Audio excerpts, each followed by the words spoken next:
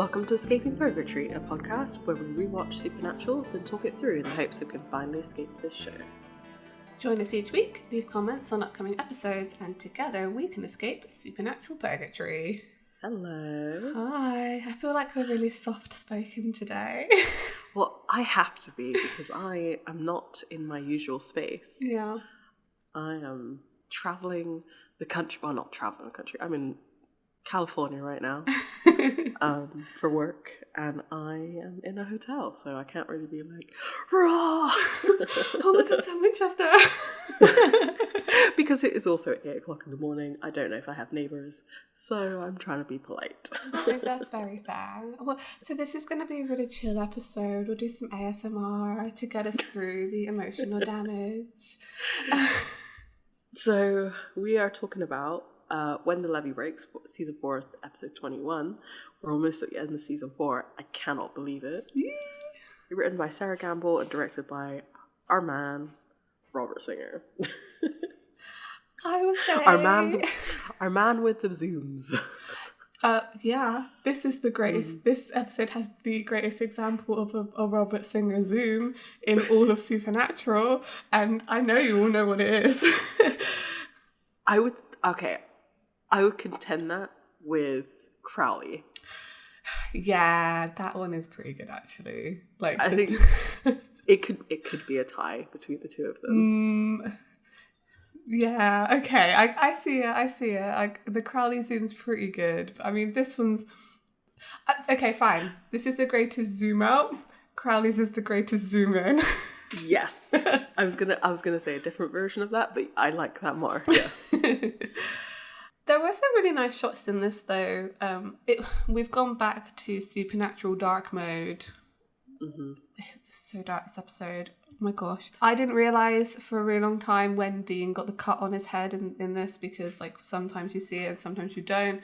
And for some reason I thought the hallucination version of Dean was the only one with the cut on his head for a little bit. And I was like, what's that symbolic of? And then, like, because it was lit better later, I was like, oh no, he's just got a cut on his head. That's what he looked like last time Sam saw him. Yeah, it was real dark.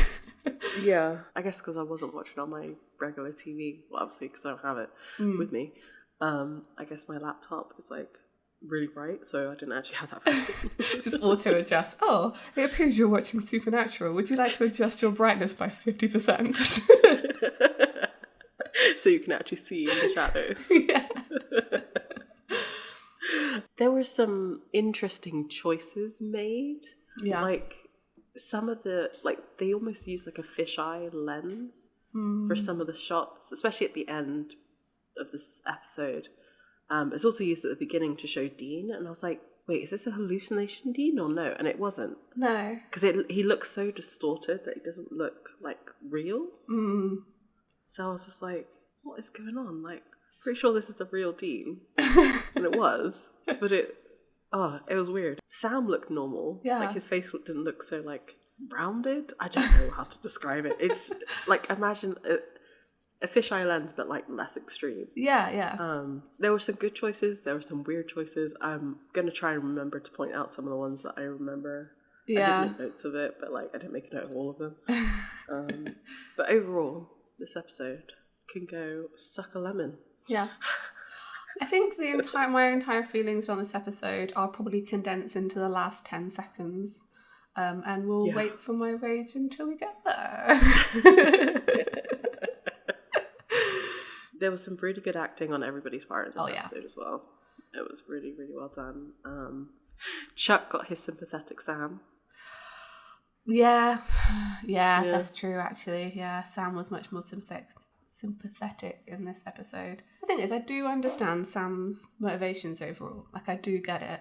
He's making poor choices, but I do understand why he's making those poor choices and actually think he does have a good reason behind them. I think Mary lays out the best in this episode. Yeah, she does. But I think again, I have my theories as to why that is. But I did feel very sorry for Sam in this. Until certain points, and then I was like, you know what, Sam? No. You can go. I think we didn't really talk about the end of last episode, but the fact that he gets locked in there by the people he like most trusts in the world who would like save him from a situation like this must be really terrifying, because if Bobby and Dean had just decided to leave him there, like nobody's coming for him, that's his whole family, that's his everybody, like nobody's going to come save him from that situation. So yeah, I felt for Sam. It feels like a big betrayal on their part, even though I actually think it clearly comes from a place of like love. Yeah, I mean, you see that a little bit. See, the conversations that Bobby and Dean have in this episode should have been in front of Sam. Yeah, there should have been more explanation about why they were doing it, and but I mean, from Sam's point of view, I guess even if they had done that, like, what's real anymore? Yeah, that's true. Well, I suppose we can get into it. Oh, definitely. So, the recap was surprisingly long for this episode. I didn't watch. Oh, dear. It was... yeah, you want. No, I'm just kidding. I mean, it's basically a summary of the main plot point of season 4. So if you just take out, after the mid-season finale, take out all of those episodes, and it's like the rest of the season. So it was Anna explaining like what Lilith's plan is. That she's trying to break the seals and start the apocalypse. It showed Mary from home when she apologizes to Sam. It then shows Sam as a baby having the demon blood, and he's like, I have demon blood in me, what does that mean? Yep. It then shows after school special with younger Sam saying he doesn't want to be a freak anymore, he just wants to be normal. And it's got a voiceover of Cass saying Sam's going down a dangerous path. And while that's being said, we have the end of last week's episode where he like has the blood all like down his mouth. Yeah. Drinking from the demon. And then it cuts to the very end of that episode with Bobby and Dean like locking Sam into the panic room and Sam yelling into the darkness. Did it have any good music? No. See, I'm gonna have to watch next week's one for obvious reasons. But yeah, just to like kick you in the emotions a little bit. Basically, yeah. I just feel like I need to cry, and like that'd be really nice. I mean, this is the season to get your feels up, because like surely it's gonna start with Cass, right? Oh, man. Cass in the barn. I can just see it. I can see it. Oh, it's gonna be good. It's gonna be good. It's gonna be good. I can't remember, but yeah, I'm really looking forward to the recap next week. Yeah. So this is a continuation of last week's episode. From my understanding, like they shut the door and then Bobby's just left and Dean's still at the door talking to Sam. Like it hasn't, like no time has passed. Yeah, I think so. This is what I was saying earlier, that like Dean doesn't look real in this. Yeah, I know what you mean. He's too close to the camera, but the camera zoomed out. It's very, very bizarre. Just have a look at it and you'll know what I mean. I feel anyway. And Sam's trying to reason with Dean, saying, let me out, it's not funny. And Dean's like, yeah, of course it's not funny. Dean says, we're not going to let you out until you dry out. Look, I'm sorry, I shouldn't have lied to you, just... That's the reason why you're locking me in, is because I lied to you. It's like, no, that's not a reason. Not the reason, Sam, sorry. This line from Dean is like actually quite caring, because he says, you don't have to apologise, it's not your fault. Like he's giving him a way out. Yeah. It's not like he's like super blaming him for it. It's not your fault that you lied to me over and over again. And so this is obviously when they really cement the fact that he's like addicted to demon blood, because Sam says, I'm not some junkie. It's like, yeah, you are, Sam. You clearly are. Blood freak Sam, I'm sorry, but... And so Sam says, you're actually twisting this into some kind of ridiculous drug intervention. And I've never heard this phrase used before. Dean says, if it smells like a duck. It's because it's not the phrase. The actual phrase is, if it walks like a duck and it sounds like a duck, there's a duck. I don't know where the smells like a duck comes from. What do ducks smell like, Dean? Not good. Are you talking about I don't know, Peking duck or something? Well, maybe. It's just not the right. He's twisted a half metaphor thing there. Yeah, it was great. I guess it's better than shag ass, let's be real. Oh, that's true. They could never say that again. That would be amazing. Please, no. No. Sam explains that, he's not drinking demon blood for kicks. He's doing it to get strong enough to kill Lilith. Dean's like, well, look at you. You're not strong at all. You're weak, desperate, pathetic. Sam is being very much John again. Yeah. In this, it says, killing Lilith is all that matters. Or are you so busy being self-righteous you forgot about her? Which I'm like, well, he can be because he's literally the righteous man, so he can be as self-righteous as he likes. It's so true. And Dean says, well, Lilith is going to die, but... Congrats, Sammy. You just bought yourself a bench warmer seat to the apocalypse. I love that line. It's a good line. I really enjoyed that. Yeah. Yeah. Yeah. And I have to say, so during this little interaction, again, it's quite long for like a teaser opening. Mm-hmm.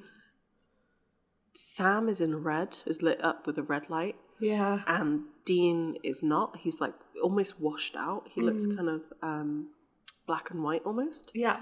And obviously because they're talking through like a barred window, to me, it reminded me so much of what hell was for Dean, like in this season. And I was just like, the letterbox thing. I was like, oh, what are they trying to say? Are they trying to say anything? I think they are. They did put Sam in a literal cage. I don't know if that's some kind of foreshadowing here. Yeah, that's true. And I feel like they were right. The red lighting is very reminiscent of hell. I know it's the like panic room, and like it's gonna have. Well, okay, so actually Bobby emptied the panic room, so there isn't all the like lights that Anna destroyed last time. It also seems way bigger now. It doesn't seem like the same room that they talked to Anna in, right?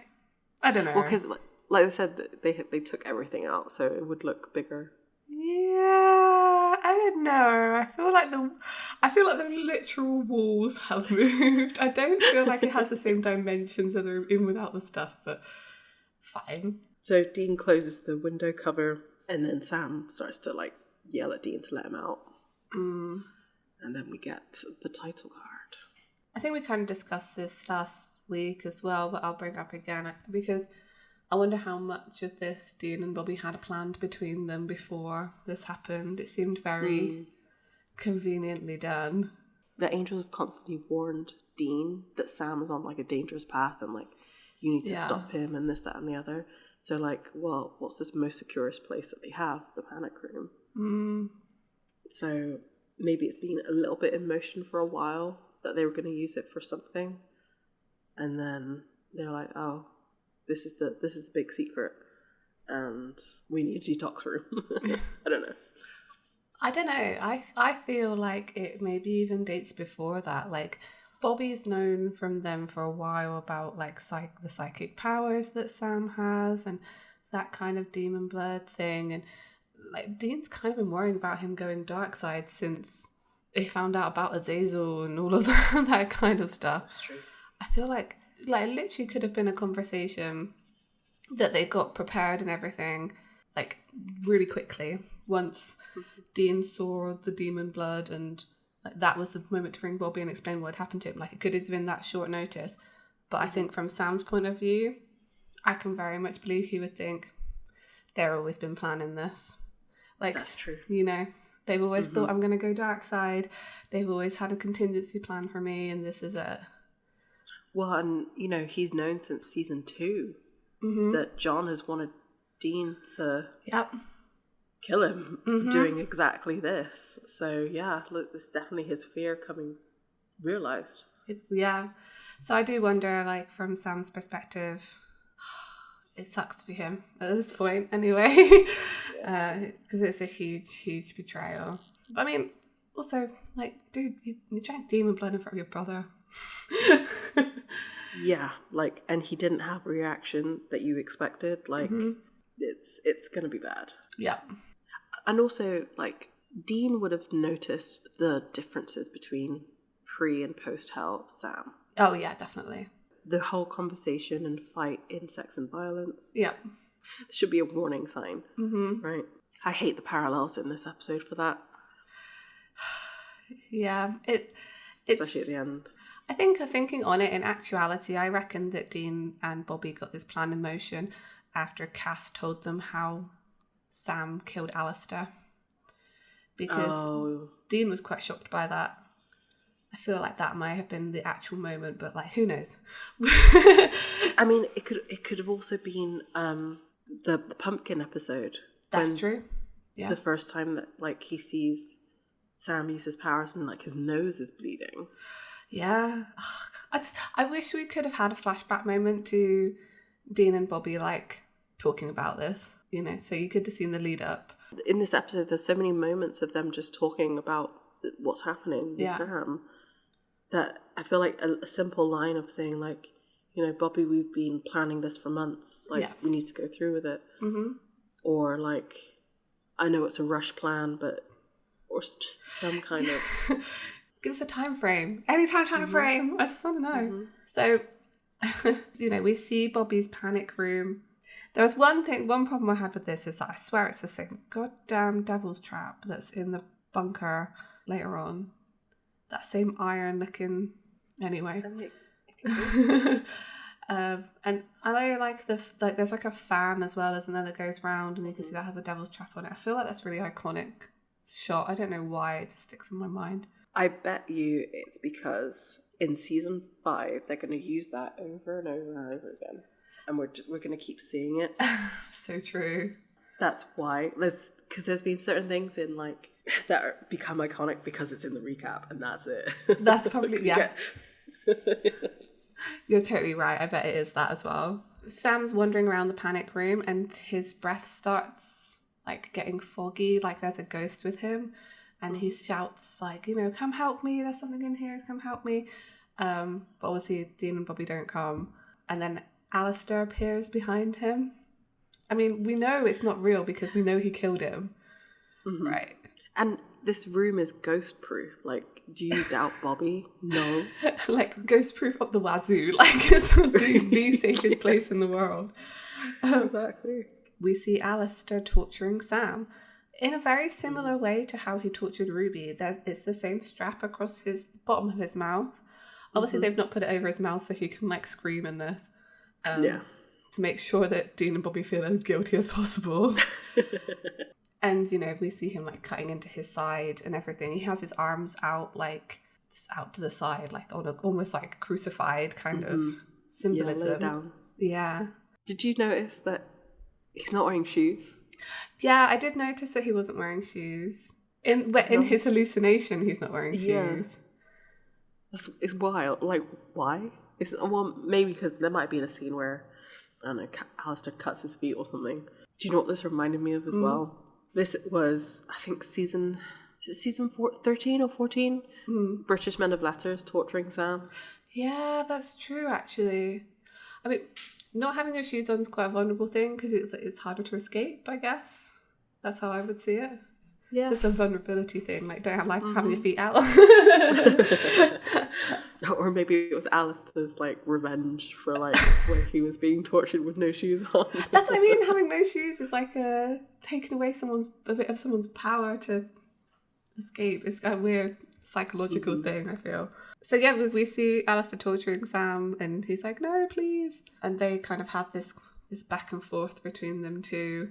You know, Alistair calls him polite for pleading for his life, essentially, which is just creepy as, like, man, Alistair. Yeah. Mm-hmm. I appreciate that. So slimy. And we see Sam as a viewer then. It kind of cuts and we see that he's not actually in any way tied down, but he's still imagining it in his head, like he's still screaming. And he's even got his, like, arms out, like he's strapped down. It's not like it's imaginary. Like, it actually feels like physically real to him. It cuts to Bobby and Dean, and they're drinking whiskey together while they're listening to Sam scream in the basement. And, you know, Dean's obviously quite distressed. He's like, how long is this going to go on for? And Bobby's so sassy. He's just like, here, let me look it up in my demon detox manual. Oh, wait. No one ever wrote one. He says, I don't know how long it's going to take or even if Sam will live through it. Which, Dean's like not looking too pleased about. Bobby's phone rings and he picks it up and he just says, hello, and then suck dirt and die, Rufus. You call me again, I'll kill you. And it's like, what? And Dean's like, what's up? And he's like, he knows what you did. Some kind of like lover's tiff. I don't know what's going on between them. Yeah, definitely. What's so funny though is just like they literally shared a bottle of whiskey together, Dean and Rufus, and like now they're like buds, right? Because he's like buds for life. You're talking with Rufus, like what?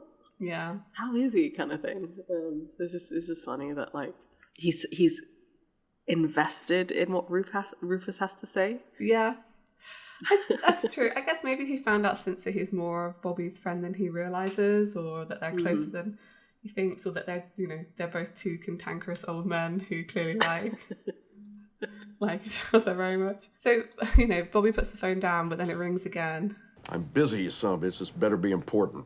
It kind of like you see Bobby looking distressed as Rufus is telling him something on the phone. We cut back to Sam, and he finally wakes up from his hallucination and realizes that it wasn't ever real. Someone off camera says the answer is yes, you're hallucinating, and it's the young version of him from After School Special. You'd made some comments in After School Special of like how good the young actor was. I can't remember what his name is. I won't say it's like Colin Ford, but I don't think that's right. Seeing them together in the room copying each other's mannerisms, it does feel like you're looking at a younger version of Jared. Yeah, it does. The casting is spot on for young Sam. Like honestly, he's so mean to him. The choices that Sam has made would anger his younger self. It would, yeah. I felt almost like this was his kind of like Jiminy Cricket moment, like this kind of his conscience talking to him rather than his young self. Because obviously all these hallucinations are just Sam talking to himself. So like Alistair is, first of all, is him being punished, right? That's his guilt, and probably like a bit of shame as well. And then you've got young Sam here who's also kind of, I don't know, it's not necessarily guilt, it's more like disappointment from what's happened to him. What do you want? An explanation. How could you do this to me? I thought we were gonna be normal. I know, right? Because that's all he wanted. And Sam said like, I did try. It didn't pan out that way. Sorry, kid. Young Sam says like, we were so close. You got away from Dad. You quit hunting. You were going to become a lawyer and get married. Like, why'd you blow it? And Sam's explanation is like, they killed Jessica. The thing is, like, this is a conversation he has had in his head since he left Stanford. Like, it's just, it's why I love it so much. Young Sam says, if you hadn't run off with Dean, if you'd been there to protect her, she'd still be alive. And Sam says, I know. Like, he fully believes that. If he hadn't left, that he would have been able to protect her, or that she wouldn't have died. But it's not true. Like, he definitely would. He wouldn't have died. He would have just had to watch her die instead. He's got a bit of a Dean syndrome going on a little bit, where he can't really remember what actually happened. Because if you remember, Azazel said that Jessica was in the way of his plan. So going back to like the Chuck episode, it was always going to be fate. It was always going to be destiny for Jessica to die, and there was like nothing you could do about it. I mean, if anything, it's John's fault for not killing Azazel like much sooner. Why did it take him so long? It took him like 22 years? Yeah, a long time. I mean, and he didn't even do it in the end. Right, exactly. With Azazel alive, he was never going to have a normal life. Like, there's no blame of Azazel in this. It's all on Sam, right? He's Winchester, like, self-pity, I guess. Is that what? It's not the word. More like self-flagellation, right? It's just like, And young Sam says, well, do you think Jess would want you to turn into this? She loved you. You think she'd be happy using her as an excuse? The thing I have a problem with this line is we know nothing about Jessica. Yeah, that's true. yeah, okay, like using her as an excuse is not good, but like we don't know. Jessica might have been a brilliant hunter. Like there's been many women hunters who are great. Like she might have been well into it. She could have been another Sarah. Yeah, she could have been well on it, right? Yeah, demon blood. You need to kill Lilith. Go for it, mate. Like we don't know. We don't know Jessica enough. Like I guess maybe because they couldn't get the actor to come back in, but like maybe some of the stuff that's being said would have been more impactful coming from Jessica. Oh, that's true. Actually, that would have been quite good. The whole guilt. Ooh, guilt. Yeah. Like if you love her so much, why is she not coming to you in a hallucination? Just saying. Because she's busy doing other work, Annabelle. She's doing the Orville. Yeah. I know that wasn't out yet. But... So Sam does apologise again and says like life doesn't turn out the way you thought when you were 14. We were never going to be normal. We were never going to get away, grow up. Young Sam says maybe you're right. Maybe there's no escape. After all, how can you run from what's inside you? And his eyes like turn yellow like Azazel's. Mm-hmm. This just plays into Sam's like whole believing in destiny. Like destiny's a foregone conclusion. Like there was clearly an attitude change between the two of these things. Like yeah, the more, you know, why did you do this to me? Sam, young Sam, sort of disappears, and then a creepy child Sam, which is like Azazel is behind him, so like he has to turn around and look. So I did enjoy how like that was set up. Like it was because even the tone is different from what he was just saying. Like now he's like, yeah, maybe there was no escape. Like it's almost like the angel and the devil on his shoulder. Yeah, that's true. Quite literally. So yeah, after we see a demon version of baby Sam, I mean, I guess it's kind of like showing that he thinks the evil's always kind of been inside him since he was a baby, so there's no real escaping it. I just feel for Sam. Like, yeah, there's an inevitability to his situation that I feel like he just accepts. Or maybe he should be railing against it a little bit more. I don't know. Yeah, like, where did that come from? That's what I want to know. Because, like, if it were Dean, this conversation would be a lot different. I feel like he'd be proper angry. And, like, yeah. I don't know. Well, Dean would never get into this situation, let's be real.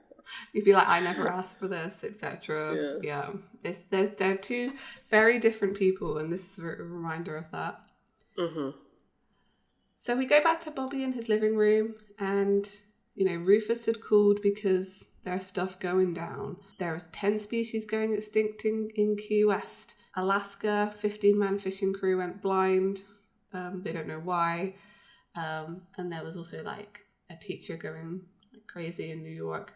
They're all seals being broken. And Dean asks how many are left, and Bobby says, who knows, it can't be many. Where the hell are your angel pals? We haven't seen Cass since the events of, well, it's interesting because this is an immediate like thing happening. I don't think it's been that long. So I'm guessing that maybe Dean has called out to him before this, because he did say, you tell me, like he's been trying to find someone. So the way that I read this was like, I thought that like Bobby's asking like, oh, I thought your angel pals were fixing this, stopping this from happening, rather than like asking physically where are they. Like he's like, why aren't they doing their job, basically, rather than like I thought they were supposed to be preventing this from happening. Yeah, that's true. There's something going on with the angels, right? They're not doing their jobs properly. They are though, right? Has their job always been to stop the apocalypse? I don't think so. I don't think so either. I think Cass thinks that's their job. But the upper echelon are actually like, no, the plan is to have Lucille and Michael. Yeah, I mean this is the whole thing, isn't it? They're all being manipulated by somebody else, and it all comes to a head in this episode, really, especially with Cass. Bobby makes the point here, like, well, you know, the apocalypse is nigh. Like, is it really time to be having this little domestic of ours? And he says, you know, Sam can kill demons, and he has got a shot at stopping Armageddon. And Dean is not on board at all. He's like, sacrifice Sam's life His soul for the greater good? This is where I'm kind of confused with. There's been no indication that all we know is that Sam drinking demon blood is bad. Mm-hmm. That's all we know, that it is bad. Yeah. Like, we do get a little bit of clarification as to like why that's bad in this episode, and it kind of, the foreshadowing of that is there. Mm-hmm. Kind of. I'll get to it when we get to it. But no one has said that his soul is damned by doing this. Mm.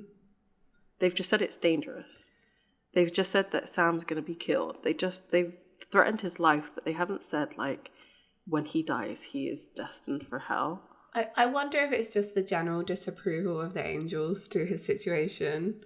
Dean reads that as, well, if angels are saying it's bad, that means he's going to end up. Yeah, I guess so. I guess it's just like implied rather than like it's inferred rather than expressly said that he's going to go to hell. It's the corruption as well, right? It's like doing some kind of almost like internal damage. I think that's how Dean sees it, like some kind of, it's a corruption. It's the only one I can think of. Mm-hmm. And Bobby says, like, look, I know you hate me for suggesting it. I hate me for suggesting it. He says, I love that boy like a son. Maybe he's here right now instead of on the battlefield because we love him too much. I love Bobby in this episode. Like, he says everything kind of right.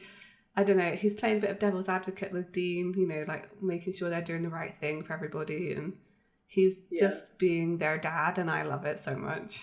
I have conflicting feelings a little bit about this. Like, it is for Sam's good, but like Bobby's still a hunter, and he's still looking at this as a hunter, that like they can use Sam, whereas Dean's like, no, he's a human first. Yeah. The thing is, though, I am kind of with Bobby on this, because you can't save Sam if there's no world. True. Like, if Armageddon happens, whether or not they save Sam's soul by stopping him from drinking demon blood is kind of a moot point. Mm-hmm. And they've been told over and over again that they are the ones that are at the centre of all of this, so maybe. So we cut back to Sam, and he's sat on the floor of the room, and he's clearly having a tough time. Like, he looks awful. He looks really gaunt. Like, he's got massive like dark circles under his eyes. He's trying to get to like the water that they've left out for him, but it's all like blurring away in the distance. Like, oh, it's horrible. This is like, When this happened, I was like, oh, this is why they brought Robert Singer on for this episode. He likes to do these weird like camera edits. It's so true. It's very reminiscent of being like really hungover. That's how I felt with this. I was like, yeah. And then we hear someone say, oh, poor baby. And Sam looks up, and it's Mary. Mm-hmm. Sam Smith, hey girl. She's wearing like what she was wearing when Sam last saw her as a ghost, which is her white nightgown with the blood stain on it. So what she died in. So, I mean, this is the only real image that Sam has of Mary. That's why he's seeing her like this. Yeah, and it's just so heartbreaking that like what she talks about here is not what anything Mary would say. Right. Are you sure about this? Am I sure about this? All right, we'll go through it, because yes, but I want to hear why you're not sure about it. I have big feelings about this scene.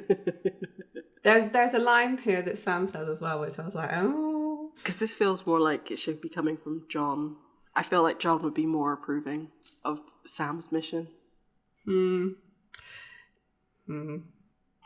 It's very interesting. Okay, let's go through it, and I'll give you my thoughts on this. So Sam kind of says, like, let's hear it. Come on, go ahead.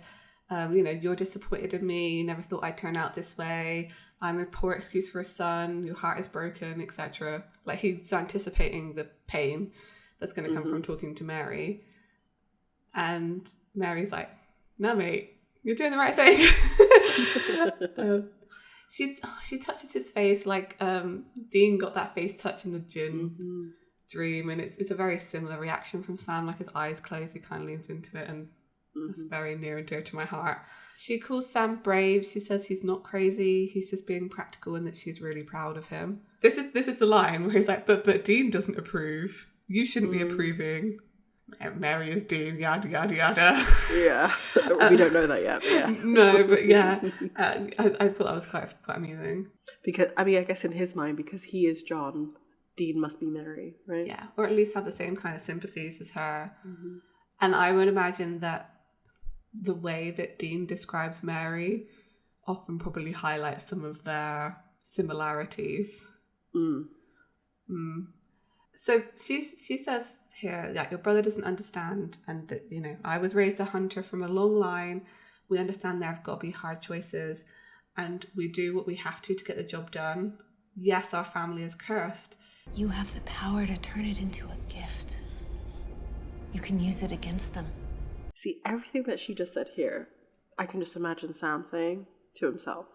I mean, of course, this is Sam talking to himself. Yes. So it does just feel very strange coming from Mary.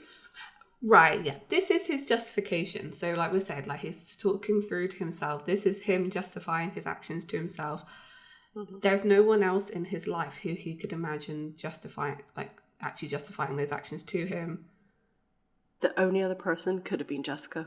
Could have been Jessica. Or like maybe Ruby here, but she's almost too much like close to the situation to justify his actions. Sam has no idea of Mary's personality, what she's like. Like, all he knows about her now is that she's a hunter who made a deal and then died. Yeah. Right? So, because he must know the events of In the Beginning because he knows about her being a hunter. Right? Mm-hmm. What's interesting to me here is people who like Mary are going to hate me for this. This isn't actually that far off of some of the things that she, like the actions that she takes when Mary comes back. No, you're right. You are right, actually. Because I think how ruthless she was when she's working for the Men of Letters and things. Mm-hmm. And this is almost a little bit closer to Mary's personality than any idea Dean has of her. I do wonder how Mary would react to this situation. I don't know if she would be fully like, oh yeah, gun-ho, this is really terrible. I don't think she would be fully like, let's protect Sam. I think there would be an element of like, well, we got to take down the big bad kind of thing. I don't know. I think because if I'm going off of pre-death, right? Right.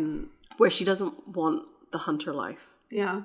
Post when she comes back in season whatever, like, and she has a second chance, and her sons have already grown, and there's nothing she can do about their life. She's accepted it, so she's reverted back to being a hunter. Mm-hmm. So at this point, had Mary lived, she would have been wanting to protect them because she didn't want them to be who they are right now. Yeah, I can see that. There, you're right. Pre and post death Mary are two very different people, I feel. Which, understandable. Death changes a person. Mm-hmm. You know? Yeah, okay. All right. I'm going with you on that. This is just Sam justifying it to himself through someone who, although this is very John-like in what she's saying, I don't think Sam can, even in hallucination, imagine John saying that he's proud of him. I mean, you're not wrong. Let's seriously look at all the other times that John has ever said he's proud of his kids, and it's always been like a really inopportune moment. Yep. So I just don't think he could. I don't think John would have fit in here. No. And it wasn't going to be Dean because he thinks Dean's really against him because he locked him in this room. So I mean. And we see what he thinks Dean thinks. It's a little bit later. Yeah. You know, Sam does clarify, you know, is this for revenge? And Mary says, no, it's for justice. I know how scared you are. He says, like, what's in me? And she said, yeah, it's evil. And you know it is. Dean can never know how strong you are. Because Dean is weak. Look at what he's done to you, locking you in here. He's terrified. He's in over his head. You have to go on without him. You have what it takes. You have to kill Lilith. And Sam says, even if it kills me. And then Mary says, make my death mean something. I'm counting on you, Sam. Don't let anyone or anything get in your way, not even Dean. And then leaves. There's a lot to unpack there. Yes. Mary would never call Dean weak. Oh. Not in a million years. Not in a million years. Gosh, but Sam really does believe it though. He says it so many times in this series, or in this season. I don't understand what kind of weak does he mean? Because this is the thing. I don't think Dean's shown any indication of not being as good a hunter anymore, or what. Does he mean like mentally just not able to do the things that need to be done to win? I think so. You're right. Like, he's sort of seeing... So I guess he's always seen Dean as so self-reliant, right? He's always gone and done his own thing. He's never listened to anybody else. And then suddenly angels save him from hell, and he's like deferring to them all the time. That's true, yeah. And like for Dean to like constantly say, you know, I'm just tired. Like, I don't care anymore. I'm just tired.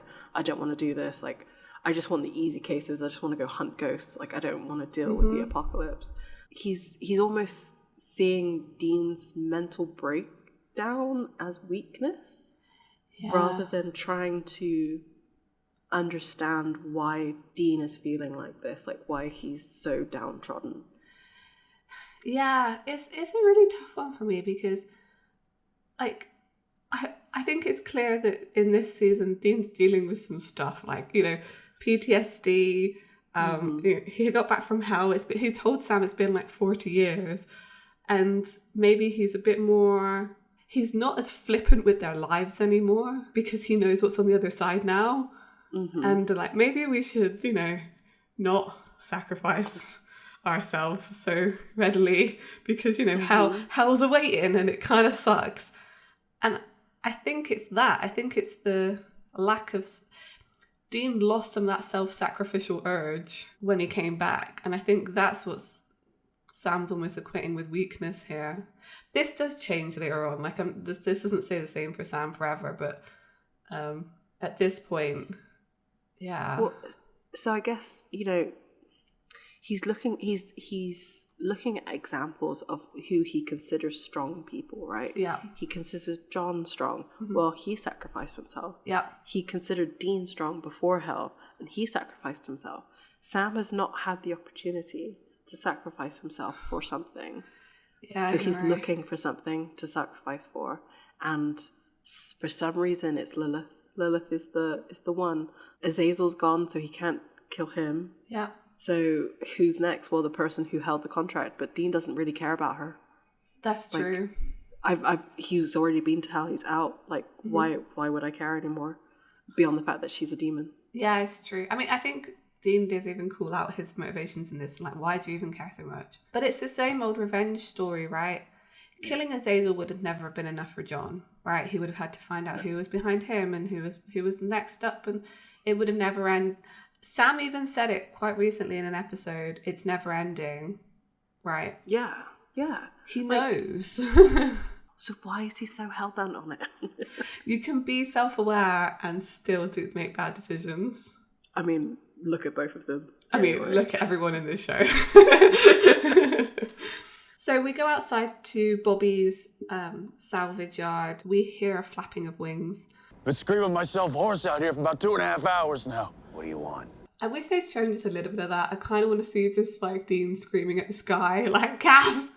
I mean, we do see it later on in later seasons.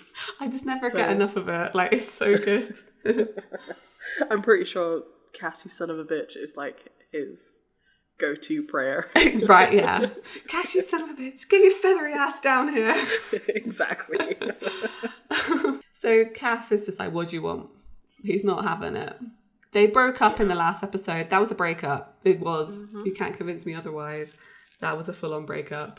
And Dean's like, well, you can tell me what happened in Illinois because, you know, you were going to tell me something. Nothing of import. Oh, it's a dick sometimes. Yeah. It's so interesting that, like, all of this time he's looking around, he's not really paying attention, and then, like, his next line after this, he's actually looking at Dean. Yeah, exactly. So it's like, oh. Because Dean says, you got ass screamed in heaven. but it was not of import. Like, you know, it was something important enough for you to be dragged away and tortured over, but it's not important anymore. Then he looks at Dean and says, I can't. Sorry. Cass still cares, but he's trying to be good. He's trying to be a good soldier. He's trying to do his job. Dean's not making it easy with his face. And then Cass changes the subject and says, get to the reason you called me here. It's about Sam, right? And Dean asks him straight out, like, can Sam stop the apocalypse? You know, can he do it? And Cass is like, yes, but he'd have to take certain steps, you know, and consuming the amount of blood it would take to kill Lilith would change him forever. Most likely, he would become the next creature that you would feel compelled to kill. Which is an interesting way of calling hunting a compulsion to kill. I quite enjoyed that one. But he said, there's no reason that would have to happen. We believe it's you, Dean, not your brother. The only question is if you're willing to accept it. Stand up and accept your role. You're the one who will stop it. I know Cass has been through it. With the torture in heaven, and he's trying to follow orders now. And I kind of wonder what those orders are at this point, because he is very much, in this whole scene, kind of grooming Dean to be a vessel. Yep. Absolutely. That is exactly 100% what he's doing. Is this as well, like Dean saying, if I do this, then Sammy doesn't have to. He calls him Sammy, which is... And Cass doesn't agree with him. He just says, if it gives you comfort to see it that way, which is not... That's not a yes or no answer. Cass, that's not a yes or no answer. That's a politician answer. Yeah. That's angel speak for... Not really. Yeah. To be fair, Dean does call him a dick for saying that. And then agrees that he's in. See, this is it. This is Dean saying yes for the first time to something. And Cass makes him say it over and over again because he makes him do this weird oath that kind of means nothing, right? It actually doesn't really mean anything in the context of stuff. Because he gets him to say, like, you give yourself over wholly to the service of God and his angels. You swear to follow his will and his word as swiftly and obediently as you did your own father's. Which is... out of line, Cass.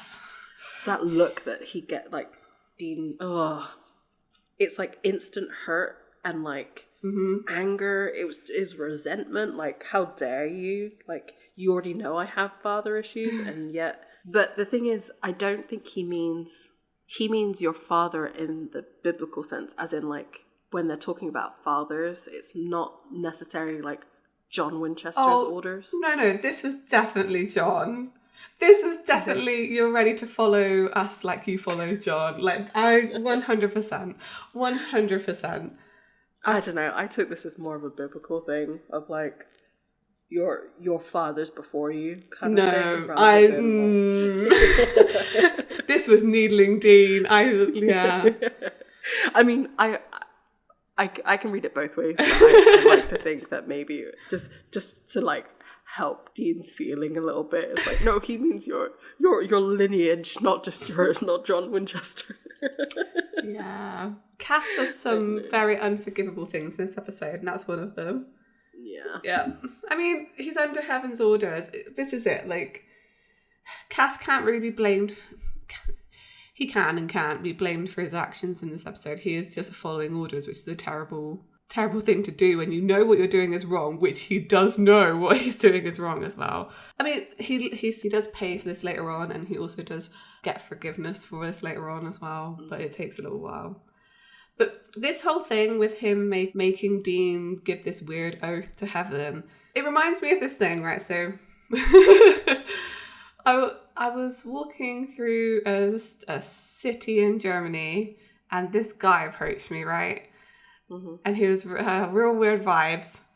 And he was trying to get me to go somewhere with him. He's like, can you come with me somewhere? I was like, no. So instead, he asked for my phone numbers, which I was still like, no. Mm-hmm. But people do this. If they want you to do something that's very out of character, they'll ask you to do something smaller first, right? So, can you do this maybe less inconvenient thing? And then I can ramp up to asking you to do the more like out of character thing. And this is what this felt like. It was like a manipulation. You use the correct term of grooming. Mm-hmm. That's exactly what Cass is doing here, and it feels disgusting and wrong. It's making Dean agree to a small thing, knowing that maybe he's going to have to say yes to a big thing later on.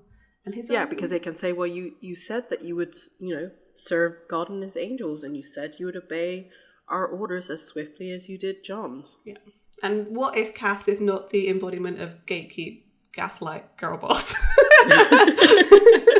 You're just saying words now. Yeah. And then, this has to be addressed because I haven't mentioned it at all. They're having this conversation very much like 2 inches away from each other's noses. Mm-hmm. And Robert Singer decided this was the time to do an extremely long zoom out of them staring into each other's eyes. Well, they're not talking. They're definitely not talking. Just stood there. And so the thing that stuck out to me with this was that Cass always just leaves. Once he's made his point, he's poof. And Dean is never still. These 2 things are occurring in this moment. Dean is still and Cass is still around. Yep. It's just very weird and very awkward. And yeah. I mean, essentially what Dean has made here is a deal. Yeah. So maybe they kissed. Oh. Just saying, he's made the equivalent of a demon deal here, but with Cass. So I'm just saying, maybe there was smooching involved. That's why the long zoom out. Dean was just working up to it. Mm-hmm. Yeah. So it's like, what do I do? Do I hold his shoulders? Yeah, where do the hands go? It's really awkward because Cass is just stood there. Look, if they're going to give them an excruciatingly long zoom out where they stare into each other's eyes, then I must fanfic around it. You can't just make those moments and expect people to just accept them. It has to be. It's an unusual moment because we don't see it often. So we're gonna make it fun. Make it fun. So Sam again is looking real rough. It's just getting worse and worse. I'll ask now because I might forget. How long do you think this whole thing took? I think max a week. I don't think it was very long at all. Okay, I'll come back to that in a minute. So Sam's on the floor, he's looking awful. It's not great, and he looks down to his hands, and you see these black veins appear on his hands going down his wrists. He gets up and looks at a mirror, and he starts to see it on his neck, and goes to his face, and he starts yelling for help. We then cut back upstairs to the living room, and Bobby's like, correct me if I'm wrong, but you willingly signed up to be the angel's bitch? Phrasing. Bobby corrects himself, says, what, you mean you prefer a sucker? It's like, no, it's worse. Connotations. It's worse. There are. Yeah. And he says, after everything you've said about them, now you trust them. And Dean's like, no, come on, give me some credit. I've never trusted them. I trust them less now. They come on like shady politicians from planet Vulcan, which I was like, oh. Yeah. They are. Cass is Spock. Spock is Cass. He does act like a Vulcan. He does. Yeah, Dean watches Star Trek. You would know more than I. Canonically, they all watch Star Trek, including Bobby. Yep. Dean says, what other options do I have? It's either trust the angels or let Sammy trust a demon? And Bobby's persuaded by that because demons are bad, angels are good. Supposedly. It's interesting that he's reverted to calling him Sammy through this episode while he's been locked in the panic room, because he's very much little brothering him. I'm doing this because he's my little brother. He's Sammy, so I have to take care of him. Yeah, absolutely. This everything that Dean's doing at this moment is for his little brother. It's got nothing to do with anything other than getting Sam back. So it's just sad that it didn't work. I know, yeah. No. Dean asks, did you hear that? And Bobby's like, that's a little too much nothing. Bobby speaks in such a circular way, and I can't get my brain around it. I like it. It's I like it, but jargon. Yeah.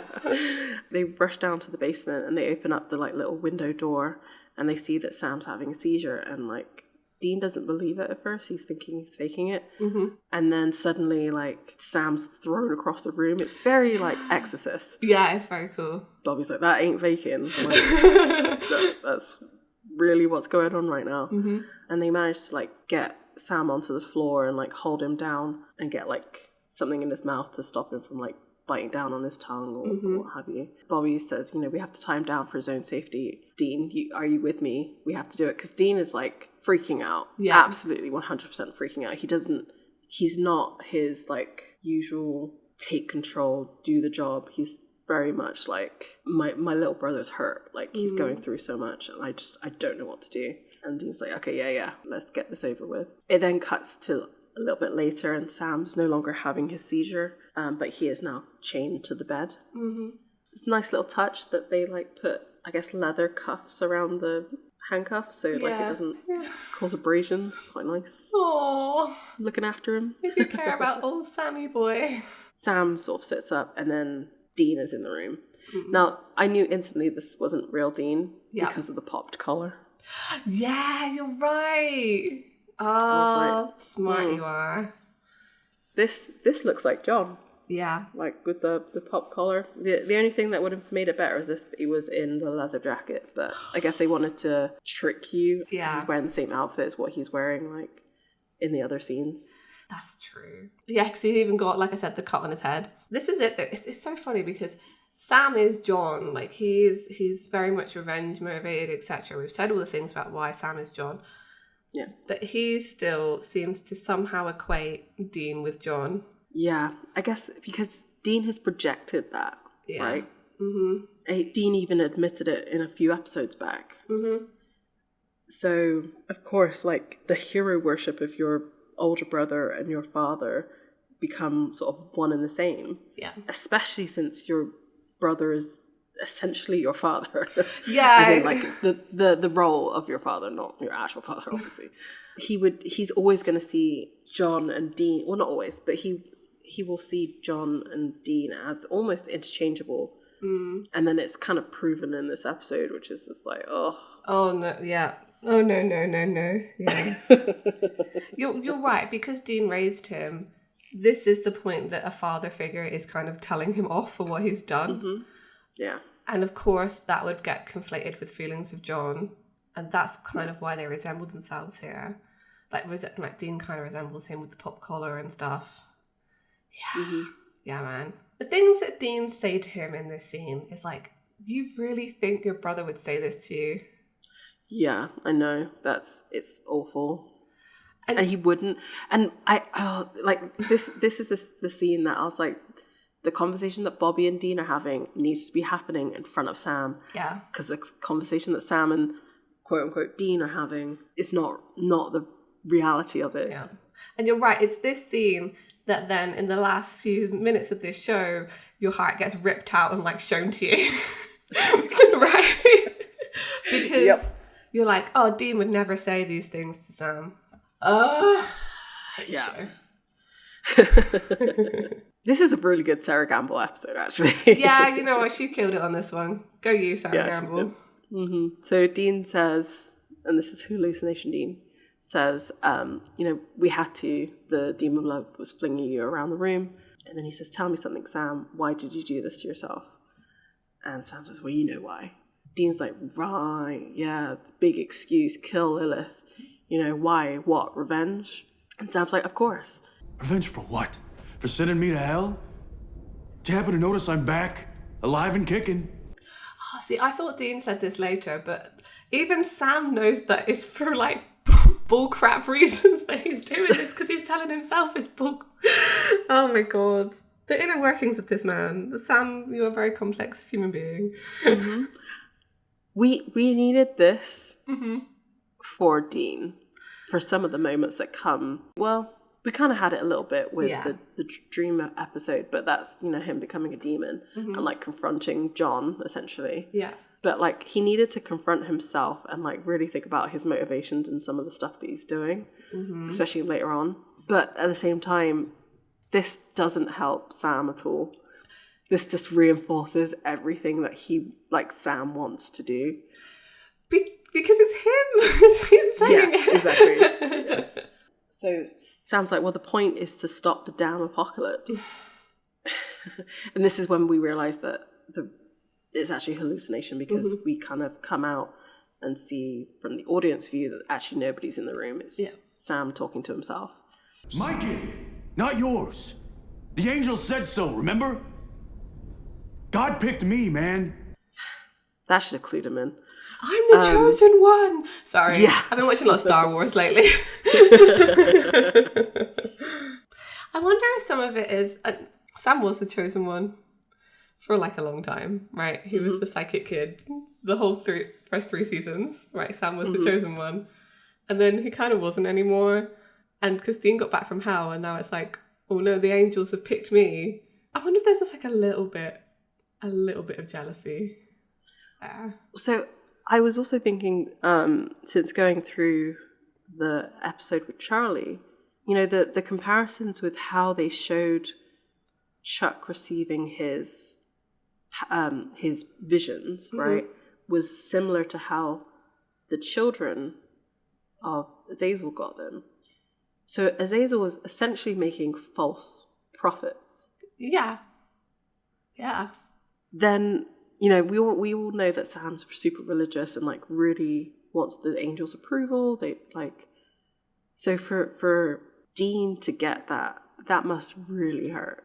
To be, you know, to be given false prophet abilities, then told by angels that you're evil, and then told by your brother that he was picked by God. It's layer after layer after layer of just like everything he wants is being denied. And it's also all manufactured, right? And because I do think that they have been creating a rift between them, and it is very much like the angels and the demons are manipulating this rift between them for reasons that we all know, and that culminate at the end of this episode. And it's like, it's sad to see, because actually I feel like Sam is the catalyst for that rift between them because of the demon blood, and because you know, there's these feelings towards Dean because he's now chosen by God. I don't think Sam ever fully like forgives himself through all of Supernatural for playing into that. When they eventually realised it was all a manipulation and they were supposed to be like having a wedge driven between them, and Dean doesn't really fall for it, right? To start with, like he's trying to get. Yeah. It's hard because he does though as well. To be fair, he does, because he's like, Sam's keeping secrets from me. Why is he doing this? And that's very much like used against them too. But I think they both feel real crappy about this whole thing. Like, why were we ever fighting? Like, it makes their relationship stronger, I think, though. Like later on, in the end, yeah. So we're then back upstairs with Bobby and Dean, and Bobby's, you know, says, I'm going to ask one more time, are we absolutely sure we're doing the right thing? And Dean's like, well, you saw what was going on. Like, the demon blood is killing him. And Bobby's like, well, no, it's not killing him, it's us. Dean is being very much tough love, and Bobby wants to be soft love. Yeah. Like, he wants to do it gently, which it's both ways. I guess you need to handle an addiction. Yeah. But, you know, it's the Winchester way of like cold turkey. Or nothing, like cold turkey or death. And Dean says, I'm not going to give him demon blood. I won't do it. And Bobby's like, even if he dies, at least he dies human. Like, he is so concerned with Sam being human. I wonder if it's because he's kind of equating. Well, he now knows that, you know, if he continues to drink demon blood, he's going to turn into something. Yeah. Right. Because of what Cass just told him. Yeah. But before this, I'm wondering if like he equated it to like vampires a little bit because of the blood drinking and like what is a vampire in the show. I think it's more like demon, like becoming a demon, you know. I think part of the reason why Dean is so against Sam doing anything to do with demons is because Dean was essentially a demon in hell. Like, for all intents and purposes, he became a demon. Like, he was torturing people for a decade in hell. And that was his biggest fear before he went. And it happened to him. And he doesn't want that to happen to Sam. He doesn't want him to be corrupted in that way. Because to him, he's like, Sammy's his sweet baby boy, sweet baby brother. And he doesn't like the idea of him turning into what he turned into.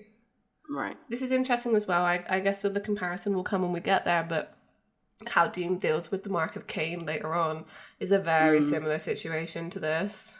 But he's having to see it from the other side at that point. And I wonder what he would say to his young self. That's true. That's very true. His young self, this moment. Right, yeah, exactly. Not even like his teenage self, but like this moment. This moment, like go back in time, talk to yourself. What choices would you have made? Exactly.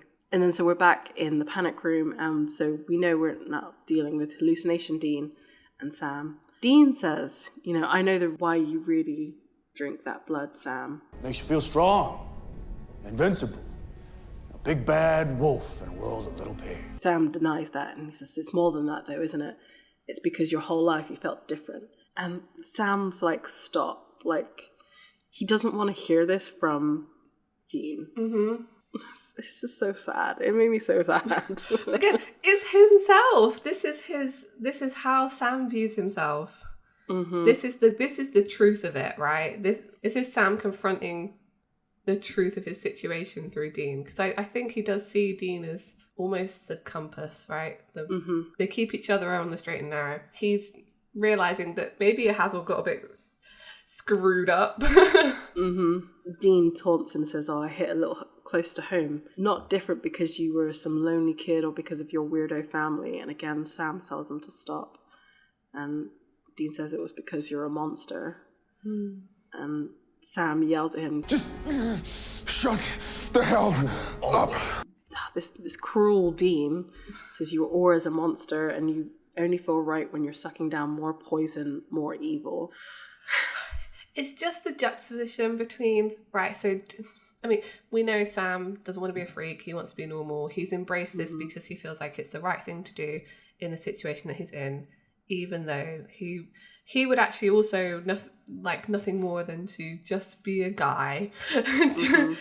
There's a real switch here between Dean calling him a monster and then actually cutting to the actual Dean and what he says. And it's, yeah, because real Dean says, I would die for him in a second. But I won't let him do this to himself. I can't. I just found my line. I won't let my brother turn into a monster. But he's still... This is the thing. He's still seeing him turn in... Like, real Dean is kind of mirroring hallucination Dean. He does still think he's turning into a monster. But hallucination Dean is saying that he was always a monster. He was always going to be a monster. Like, it's... Real Dean is saying, like, he's doing these actions and will turn into one. Yeah. Whereas hallucination is, like, from the beginning. As soon as Azazel dropped that blood in your mouth, you were a monster, and there was nothing you could ever do. Yeah. There's a difference again, is the difference, right? Sam, destiny.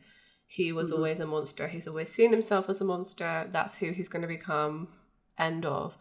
Dean is like, well, they're trying to turn my brother into a monster and I'm not going to let them. It's very anti-destiny. Yeah. I love that they keep this consistent, at least. We're back into the panic room with hallucination Dean and Sam, and Dean says, monster Sam, you're a monster. Dean says, I tried so hard to pretend we were brothers, that you weren't one of the filthy things that we hunt. But we're not even the same species. You're nothing to me. And I was like, no, he literally just said, the real Dean just said that he would die for you. He did die for you, Sam. Like, that actually happened. Yeah. Yeah, he did. He sold his soul for you. Like, your brother loves you, man. Don't you say that to me.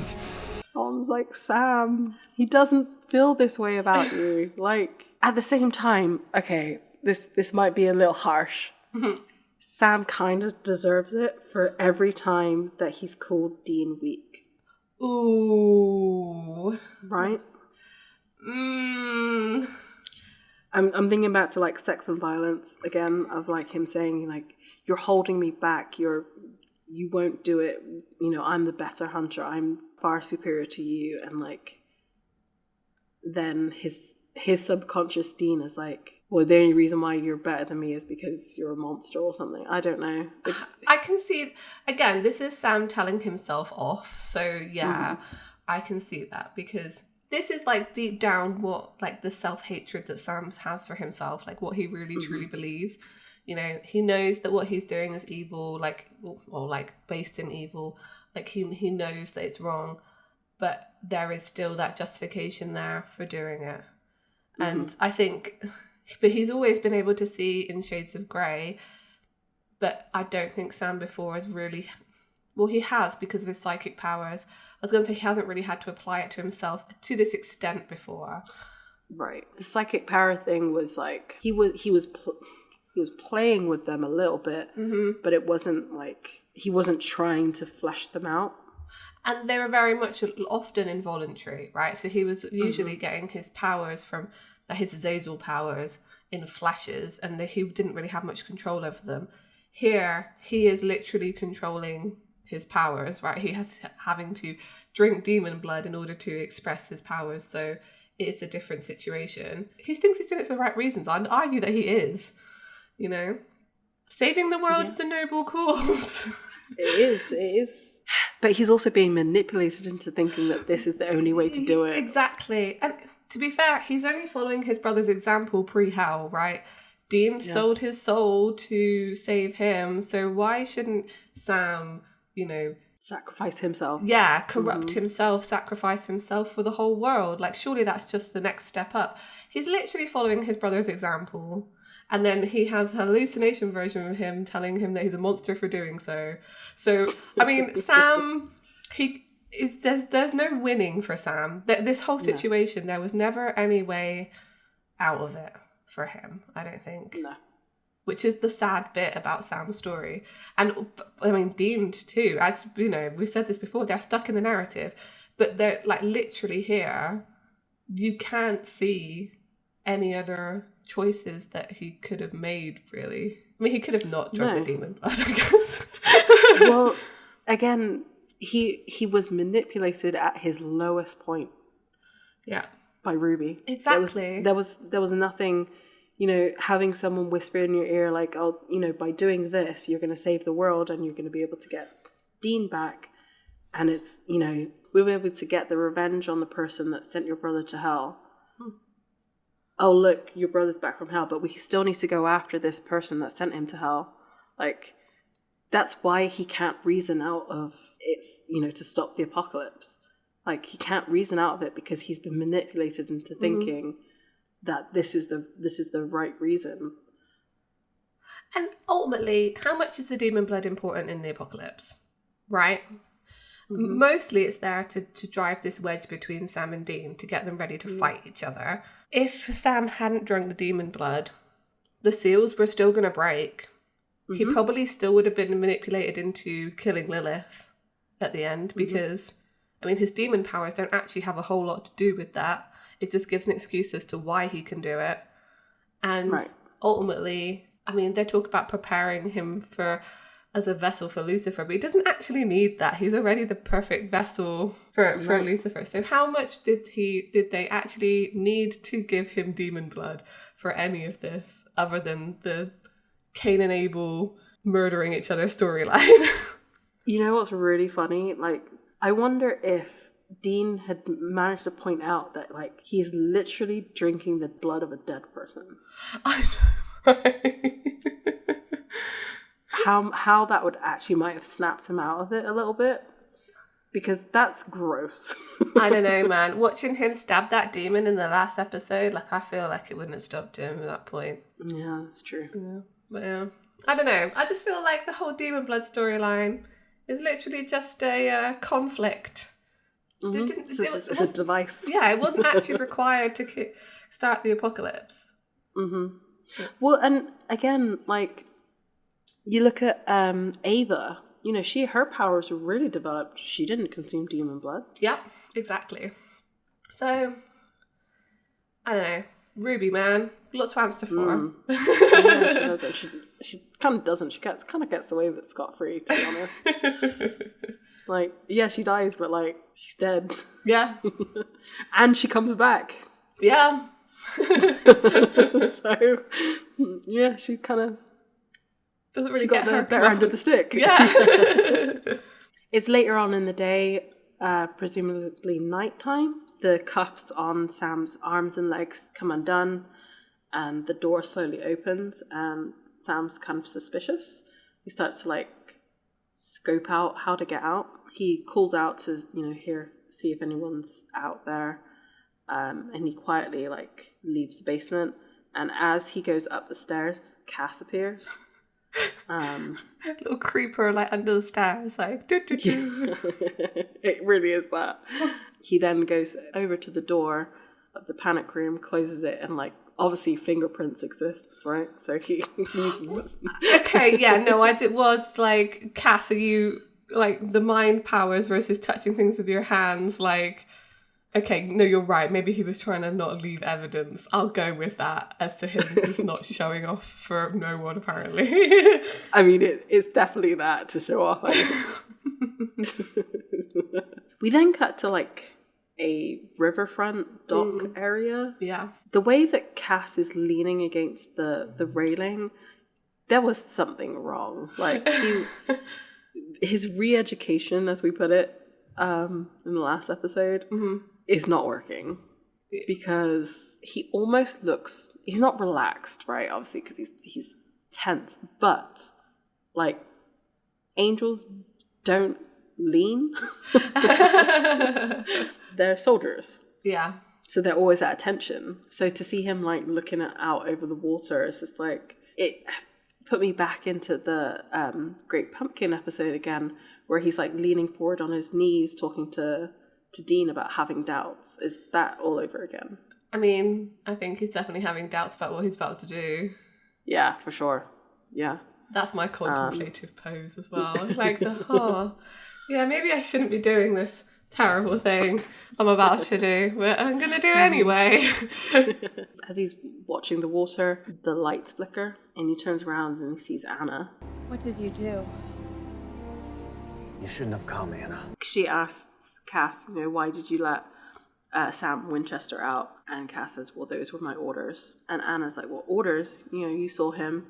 He's drinking demon blood. It's so much worse than we thought. Dean was trying to stop him. And then Cass reiterates, you really shouldn't have come. And then two angels come and take Anna away. I don't know if it was supposed to imply that she was killed or not, because like there was a long extended shot of like Cass's face being lit up. Mm-hmm. And we saw that with Uriel. The only difference is that with Uriel, it was an explosion. Yeah. I think it's supposed to show that they killed her, because that's how we've seen angels die previously. Mm-hmm. I guess in this case they probably just removed her from her vessel and took her back to heaven. But that's true. Yeah. Oh, Cass, why? Stop following orders. I mean, he's trying not to. It's not his fault he keeps getting dragged back to heaven and like re-educated. Yeah. So we cut back to the salvage yard, and Sam's outside, and he's breaking into a car, and he hears a shotgun being cocked, and he turns around and Bobby's there, and Bobby's like, the only place you're going is back inside. Sam calls his bluff, Bobby's bluff, and says, you're not going to shoot me. You won't do it. You can't do it. We're trying to help you, Sam. Sam takes the barrel of the shotgun and like points it at his heart. Yep. Point blank, and then he says, then shoot. And after a pause, Sam disarms Bobby and like smacks him in the face with the shotgun. Goes back into the car, hotwires the car, and then drives off, leaving Bobby like on the cold ground, like knocked out. I know. The things you'll do for demon blood. Yeah. Knock out your father figure. Wow. Yeah. Your father figure. Yeah. I mean, Bobby was never going to shoot him. Sam knew that. He did know that. Yeah. Like, there's no way. Bobby was never going to shoot Sam. Which is, why did he even take the shotgun with him? Like, I mean, I guess it should have been like rock salt, because we know that it doesn't hurt them. That's true. They've been shot with rock salt like multiple times. Yeah. It's a good job Dean didn't catch him, because they would have had the confrontation they have at the end now. And then it was Bobby for Sam, I guess, so he can get away. But yeah, poor Bobby. I bet he feels really guilty after letting Sam get away like that. I don't know, because he... But with what happens though, like... But yeah, you're right. At this point, he did kind of want him to go and not die in his panic room. That'd be kind of great.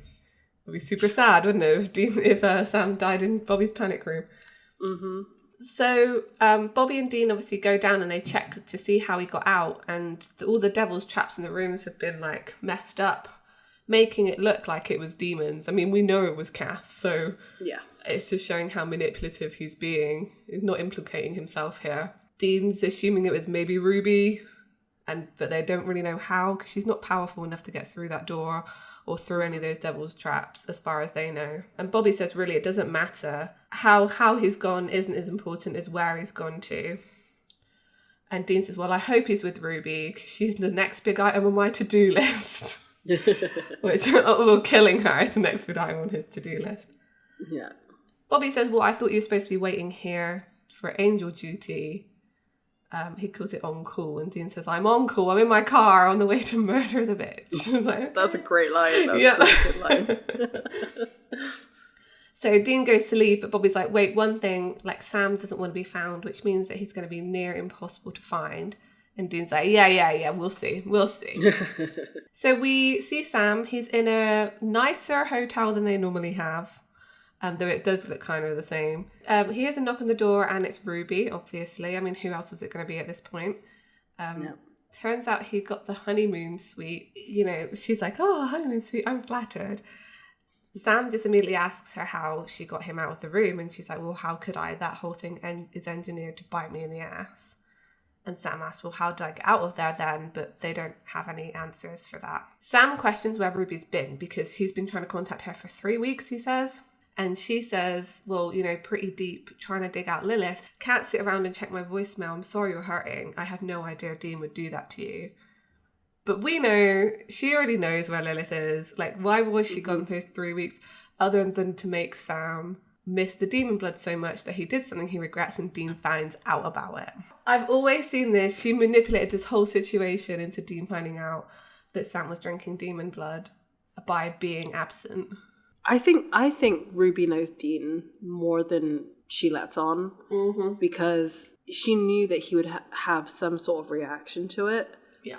So making Sam more desperate, and then making Sam being able to consume more demon blood, which is, you know, confirmed a little bit later on. Yeah. The thing that kind of got me with this is the timing. So we know that Sam had some sort of demon blood supply in the little like flask, right? That lasts him 3 weeks. Okay. How is he so strung out after just drinking from that other demon in the last episode? Did he only drink enough to like boost his power a little bit? But the way that he drank that was like so desperate that I would imagine he wouldn't know how to stop. Yeah, I mean, maybe it's not actually like quantity, but it's actually how often at this point. Like, he needs to keep it up, because obviously he wasn't getting enough from that flask. That's why he went over the edge and drank from that other demon. And then he's had nothing since then. Whereas before he would have been supplementing it with like his tiny flask. I don't know. I think it's just like, basically, it seems to be the intervals of time between when he needs demon blood has gotten shorter and shorter, and I think it's reached like critical mass. Right. So like it's almost like you fill up a glass of water and like it evaporates, but you have to keep it at that like level, otherwise you instantly are going through withdrawal. I think so. Yeah. I mean, it definitely like becomes more spirit, and plus because it's like a supernatural addiction, right? So that kind of makes sense. So, you know, Ruby's basically like, you're on the run from Dean, right? Aren't you? And Sam's like, yeah, you know, he knows everything about me. He knows where I'm going to go. This is what I had to do to shake him. Ruby even says, like, it won't be easy. I mean, he knows you better than anyone. Sam says, well, not as well as he thinks. You know, it's sad. that things have gotten this bad between you two. And it's like, you're the one who started this. yeah, it is bad between them, but her pointing it out makes Sam think about how wide the rift is actually between them at the moment. Again, it's all a manipulation. She then like strokes his hair and he like slams her onto the bed and like cuts her arm to suck her blood. It's not very sexy. It's supposed to be quite sexy. It is sexy. And you see Ruby looking like quite satisfied with the situation. I just think back to like the the way that he was getting his powers was through sex thing. Right. And it's just like, is she smiling because she enjoyed it, or is she smiling because like her manipulation is working?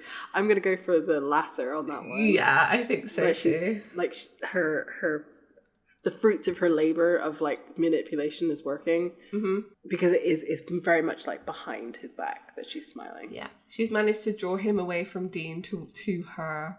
So we go back to Bobby and Dean, and they are discussing, you know, that they found Bobby's car, the one that Sam stole, in Jamestown, and there were 2 other cars that were stolen, a Honda Civic and also like a white Escalade that's like flashier. And normally Sam would take the Civic, but Dean's like, no, he's doing what I least expect. So he took the flashy car, and you can go around. Yeah, but you could go around that forever in circles. Like, do I take the flashy car? Because Dean would expect me to take the flashy car, because I would normally take the Civic. So I'm going to take the Civic because there's a circle. No, I don't think Sam is thinking that clearly.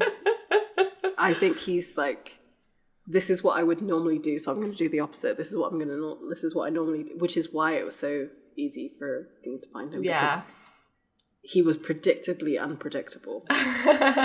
That's very true, actually. Yeah, he's not quite in his right mind either. Back in the hotel, Ruby and Sam are next to each other, implying that they maybe did have some sexy times because they're looking a bit flushed. Yeah, I thought that too. But also the way that Sam kind of jumps at her presence, like he wasn't expecting her to actually be there. Oh, yeah. Maybe. Like maybe he was still thinking she was an hallucination. Like, I don't know. Maybe. He does look surprised to see her. It's like, dude, you just banged. Like, come on. Ruby says to him, your appetite's gotten much bigger. Like, wink, wink, nudge, nudge, oi, oi. Hey. And she said, it's good. It means you're getting stronger. It means you're strong enough to kill Lilith. Just in time, too, because the final seals are breaking. And when Sam asks how many are left, she's like, I don't know, 2 or 3.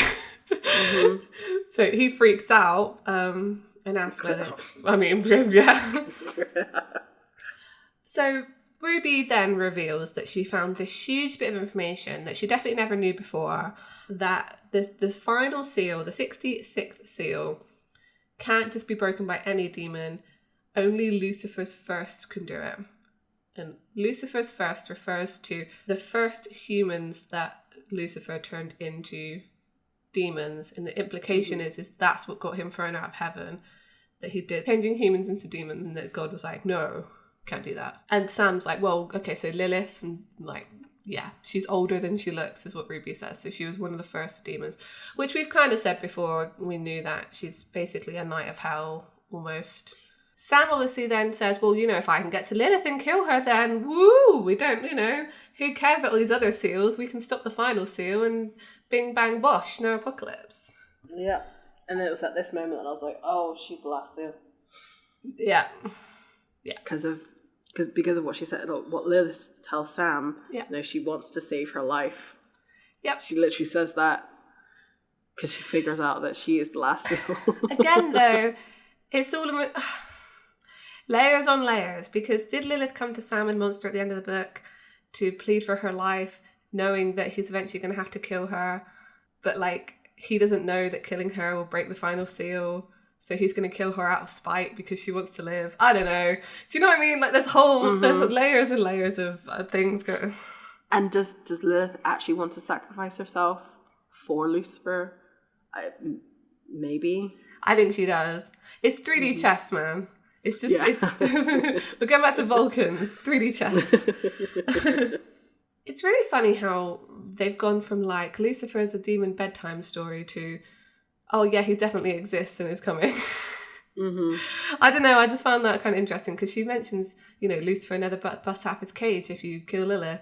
And I'm thinking, like, it's only like last season we were talking about him being like a mythological bedtime story, and now he's definitely real.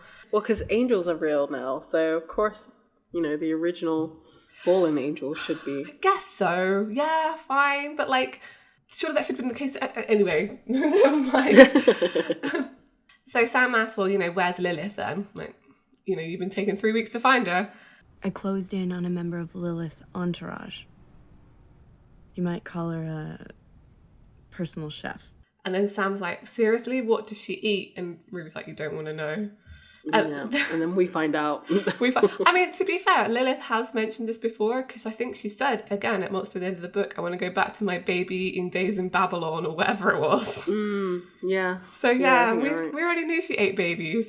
But we see these two, like, obviously, like, pediatric nurses, because they are wearing, like, colourful scrubs. I don't know. I've been watching too much Grey's Anatomy that I know this. And they're talking about, like, babies being kidnapped, and one of the nurses, as they're kind of like looking over these, like, babies in the nursery, the one who's not a demon says, who could ever lay a finger on them? And the nurse who is a demon says, I know, they're just delicious. It's like, okay. I mean, if we didn't already hate Lilith, like, she eats babies, so... Yeah, like, I'm not really sure why this scene is in here. It doesn't really add anything other than the fact that, like, it confirms what Lilith eats. Like, okay, well, we know she's evil. Instead, to make it more horror story, I do feel like they catch up with this nurse in the next episode. So we had to be introduced to her. That's true. It makes me think, is it Blackadder's, like, the baby eating Bishop of Bath and Wells? I think so. It sounds like it, yeah. Anyway, come out. Yeah. So yeah, Lilith's a bad person. She eats babies and is going to do the apocalypse. So Sam is definitely going to kill her. We're really setting her up as the bad guy here. Like, there's nothing she could do to ever, like, redeem herself at this point. I mean, she's possessed children multiple times. Yeah. Like, that should be enough by itself. So we should all be on Sam's side, ready for him to kill Lilith. As viewers, right? He's doing the right thing now, because he's... Yep. Well, yeah, of course, killing Lilith is a good thing, because if she's dead, she can't break the last seal, which means the apocalypse can't happen, and Sam was right all along, and we should all sing Kumbaya and forgive Sam. I'd be thinking, if I was watching this for the first time, the only logical outcome I could see of this, and then, like, continuing to another season, would be Sam kills Lilith using his demon powers, but then does go evil. So next season, Sam's the antagonist. Yeah. Yeah, which is kind of also a little bit true. It's not much because of what happens with Lilith, but that's the conclusion I would have drawn if I was watching this for the first time. Yeah, I mean, especially that last line of this episode. We're getting close to it now. I know. We're getting close. Sam has been told the story of the gourmet nurse. Yeah. And that she'll be at the graveyard shift tomorrow night. You got to be strong enough to kill Lilith. And it's more than I can give you at this moment. Why? I remember, like, Sam literally drinking, like, gallons of blood in one of the episodes. I think that might be next episode. Is it? I thought it was when he was about to take on Lucifer. I really can't remember. That was when... Yeah. Because I do also remember that it's like milk jugs. It's milk jugs of blood, yeah. Milk jugs of blood. I don't know. I think... Because I also remember it being just before he took on Lucifer, but then I think maybe it is next episode. I guess we'll find out. Joys of a rewatch. He's almost, again, talking to himself. He says, I just wish I could trust... I wish he trusted me, you know? Like, we all know he's talking about Dean, but it's just like... It's very, like, out of the blue. Yeah, it is. I just hope, when all this is over, I hope we can fix things. Sam. Let me cry, Sam. there's a conversation between Bobby and Dean. Dean's in the car driving. Bobby's at the house researching. Bobby tells Dean that they found the Escalade in another town that's a couple of hours from where Dean is. And he's made some calls, and there's some demon activity in a town called Cold Spring. Mm-hmm. Got all of the signs which haven't been used this entire season, and is suddenly being used now. Suddenly Ruby's lighting it up. Oh, maybe it's almost voluntary at this point. She's like, woo, Dean, Sam's here, come have a big fight with him. Well, so the implication is that Lilith is in that town too, with her entourage. Mm-hmm. So that would be the thing that would... So before it was like one demon could summon all of these... Yeah. Like demon signs, and now it's like a group do it.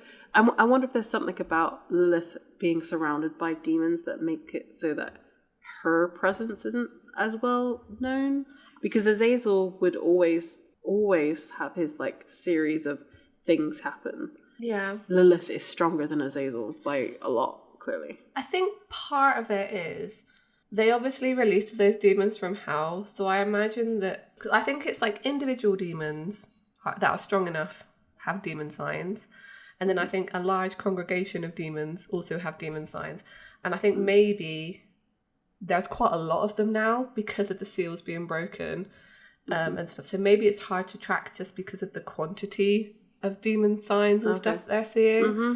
I think that's the only explanation I can see, because you're right, they switch in and out of whether or not there are demon signs in Supernatural, so I'm giving them a pass, an explanation, but they really didn't explain it. I mean, if Ash was around, I'm sure we would have got a better explanation. Yeah, he would have had a light up map or something. It would be awesome. Mm-hmm. So Dean's going to go to Cold Spring. Bobby's like, hey, when you find Sam, you have to bring him back, not push him away. Yeah. I know you're mad, Dean. I understand. You got a right to be. But I'm just saying, be good to him anyway. And Dean just like hangs up the phone. Well, that didn't go quite to plan now, did it? I think he did take I do think he took what Bobby says here on board. His interaction with Sam is much more measured than it normally would be. And there are times where you can see him like physically reining in his anger. Yeah. And I think what broke him is the fight before the fight, essentially. Yeah. Mm-hmm. Is what really kind of did him in. Sam is leaving the motel room, and then Dean comes around the corner, very much like Casted. Sneaky boys. Yeah. I mean, we do know that Robert Singer likes to do his little sneaking around the corner type stuff. Yeah. Dean goes into the room that Sam just came out of and just straight away attacks Ruby. Mm-hmm. I mean, fair. For some reason, I thought Sam had the demon knife, but of course he'd used the knife that Ruby keeps in her boot. Yes. To draw the blood. So Dean actually has a demon knife and is going all stabby stab.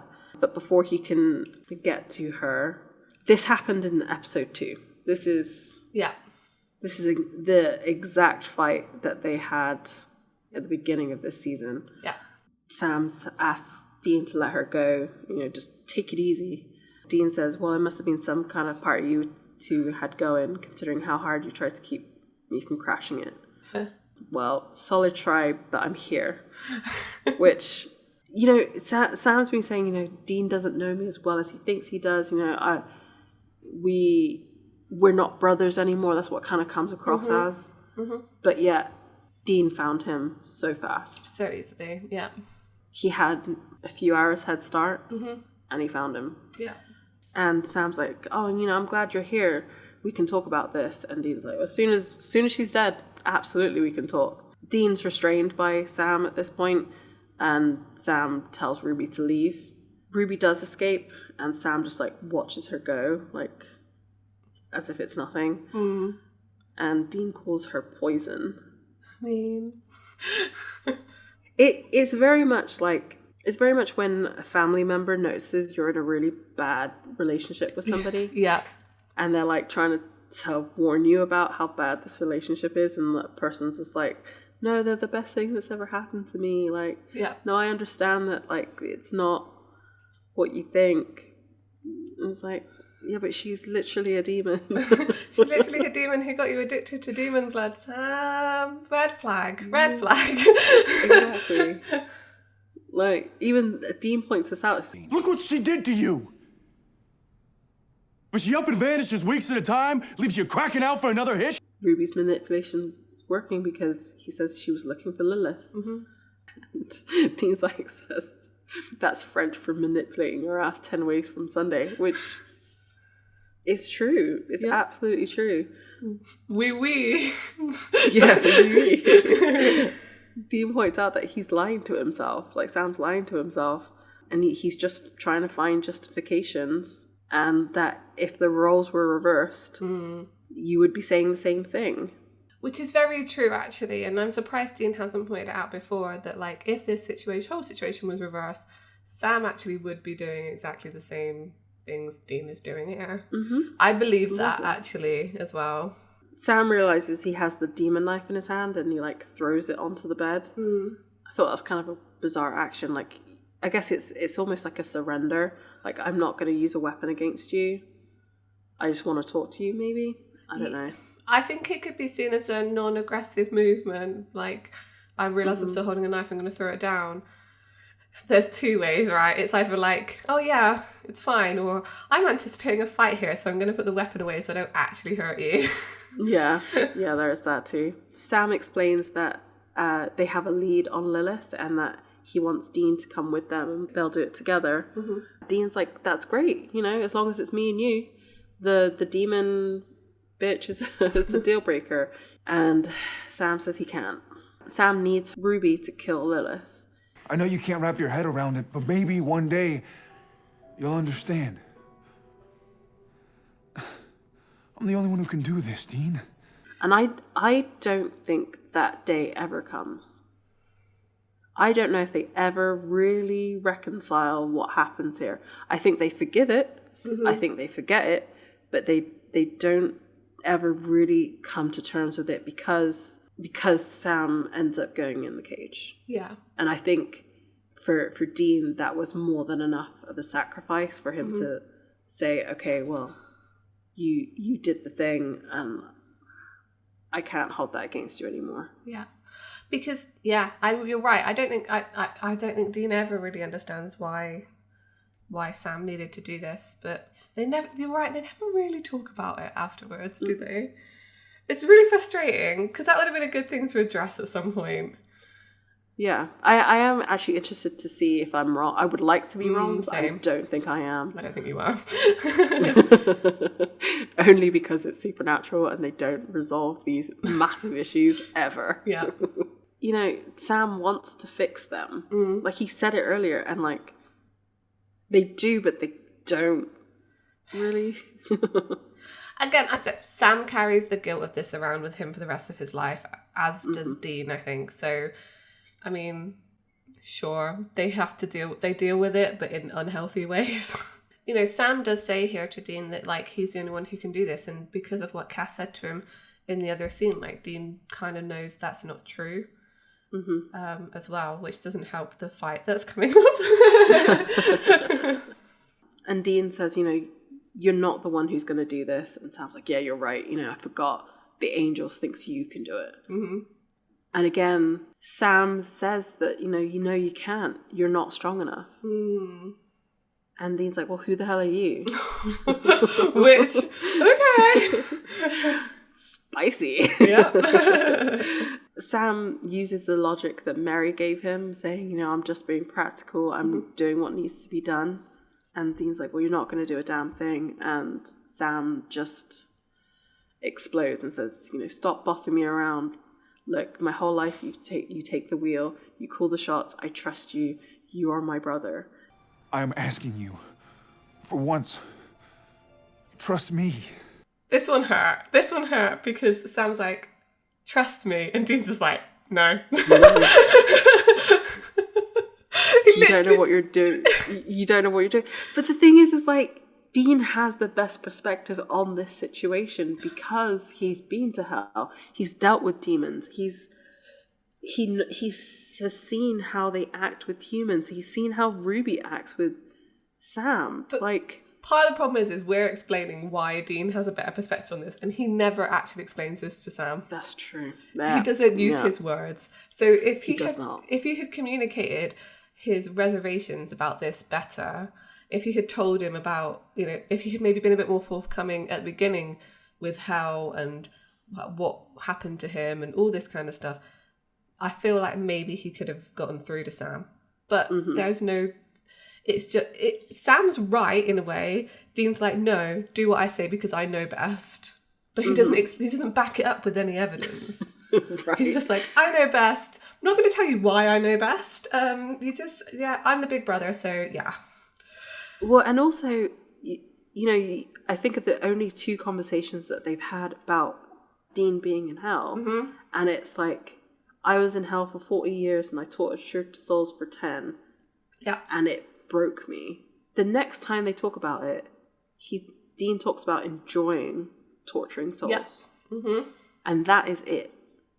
It's not addressed again by either of them. I mean, they talk about Sam killing Alistair and how, kind of got rid of, I think, like, Dean's boogeyman. Yeah. But, yeah, they don't... This is it. The lack of communication caused this situation.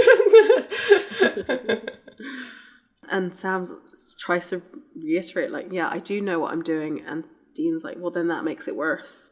Sam is trying to explain himself, and Dean interrupts and says, it's not something that you're doing, it's something that you are. It means, and then Dean cuts himself off. The way okay, there's a shot here. I think it's this shot. I think it's this point in the episode. I hope so, if I remember it right. He, like, turns towards the camera, like, runs his hand down his face.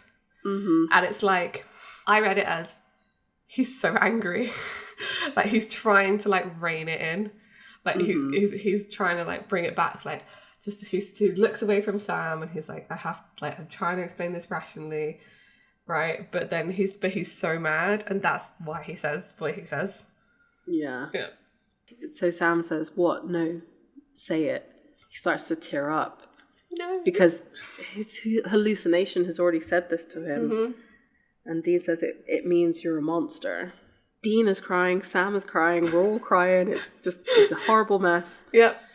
Sam turns around and punches Dean extremely hard. Yeah. And he goes down really hard. Dean gets back up and is a very Robert Singer shot of Dean, like, punching towards the camera. I was just like, you've just had this amazing moment, and then, like, it's so cheesy. I honestly thought that was the end of the episode. I was like, what? There is a big fight here. I actually really liked this fight. I thought it was quite good, well laid out, like, good, well choreographed fight. I like the bit where, well, the thing is, like, it looks for a moment like Dean is going to win this fight, and then Sam just completely, like, overcomes him in, like, strength. I think he throws Dean through one of the dividers in the room onto the floor. A table as well. Yeah, it's harsh. And, like, Dean has, like, a bloody nose and stuff. And then Dean, like, he gets thrown down and, like, doesn't get back up again. He just looks at Sam. Kind of, it's a bit like, what now? And then Sam goes to, like, strangle Dean. I know. I was so shocked. Yeah. This, for me, is as shocking as when in 1517. Yeah. When Dean pulls the gun on Sam. Oh, yes. Dean pulling the gun on Sam. This was, yeah, you're right, actually. It is as shocking because you're thinking, oh, he's just going to walk away from here. But he's like, oh, no, Sam's going to try and kill Dean. Jared did such a good job in this. Yeah, he really did. Yeah, I agree. Because there is a moment where you're like, he's thinking about it. Yeah. He's thinking, like, if I just continue, I can stop the apocalypse and it will be fine. Yeah. Like, he won't be in my way anymore. Yeah, you can see, like, honestly, their acting's amazing. Yeah, Jared in this, you can see the cogs turning in his head as Sam, and being like, I could just get him out of the picture and everything would be fine. I could do what I want and I wouldn't have the shadow of my big brother over me anymore. Like, it's all crystallized down to this. I mean, eventually he stops because clearly, like, rational Sam has won out. Rather than demon blood Sam. He just looks down at Dean and says, you don't know me, you never did and you never will. And as he walks out, Dean's theme starts playing. Yeah. which is just the nail in the coffin of my heart on this episode. Because Dean says to him, You walk out that door, don't you ever come back. Which is exactly what John said to Sam when he left for Stanford. Yeah. And, Sam leaves.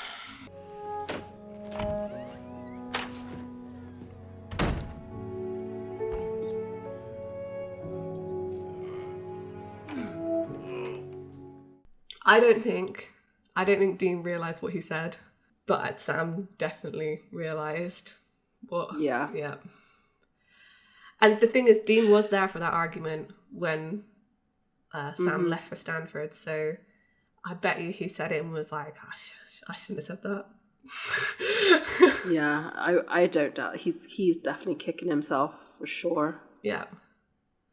It's so, and you know, playing that theme too when it's a line that John Winchester said. Yeah.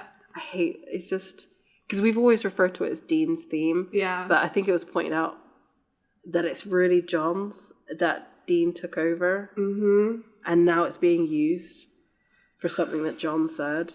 And I'm just like, everything about this show makes me just want to strangle people. I just want to take this laptop, throw it out the window, and just be like, you know what, I give up. I give up, man. Dean's become his father, the person he never really wanted to become, even though he emulates him. And it's just playing out again that he's pushing Sam away for different reasons this time.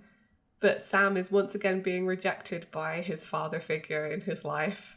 And I can't. It's tragic for both of them. It's awful and horrible, and I hate it so much.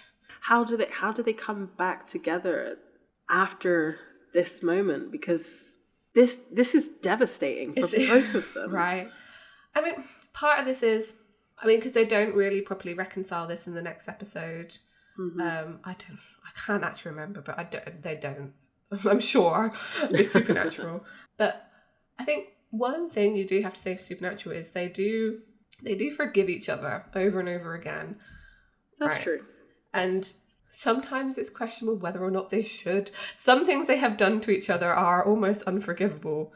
But I guess it's kind of showing, like, because they're family, and it happens with other people that they have, like Cass as well, definitely does some things that are really unforgivable. Letting Sam out of the panic room maybe would be one of those.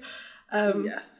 But they are forgiven because they're family, and it's kind of like, well, yeah, you do make mistakes, but you can come back. and I think that's one of the nice themes of the show sometimes. Yeah, that you could never do anything so terrible that your family will, like your found family, will forgive you. Exactly. Yeah. You know, so I do kind of like that as a theme, and I think this is, because this is so devastating, I was like trying to take something nice from it. I was like, well, at least they do eventually like get over this, and they are friends again later on. But yeah. But it's almost at the cost of, like, the way that they get the forgiveness is by doing the big sacrifices. That's like, true. You can't do small things. You literally have to give your life for the other to forgive you. That's so true. Yeah.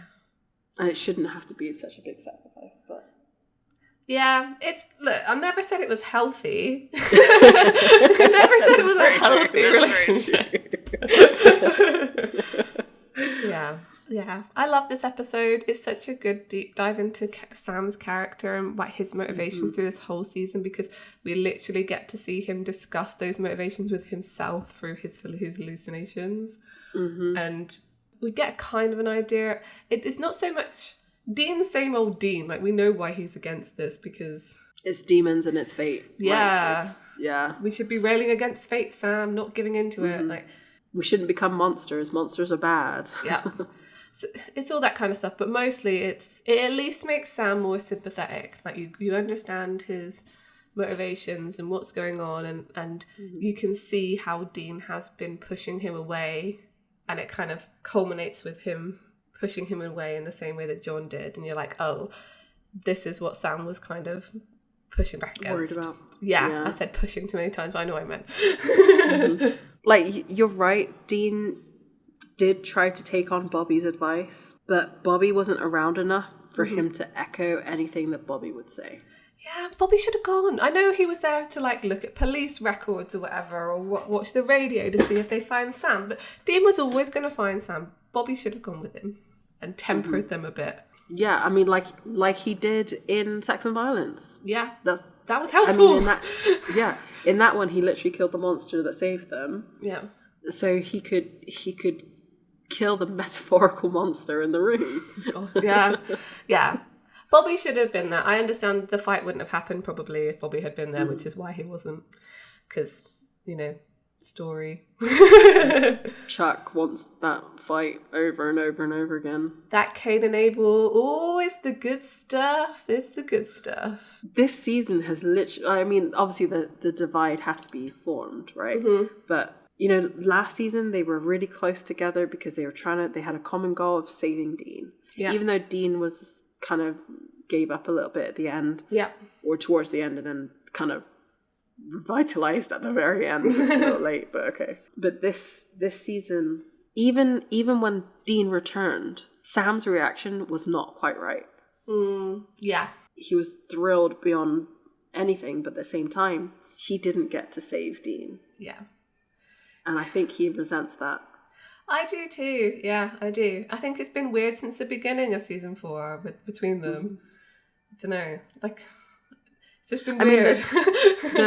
And he's been drinking demon blood since the beginning of season 4. Yeah, that's true. So, look, it's all been about the blood, man. Yeah. It's a really good study this season of how addiction kind of like breaks into your family and can kind of wedge people apart. I do think they don't get enough credit for that, actually, because I do think it seems like a fairly good representation of this. People trying to help you but doing it in the wrong way, maybe, and then how it can affect your relationships with people who you were previously really close to.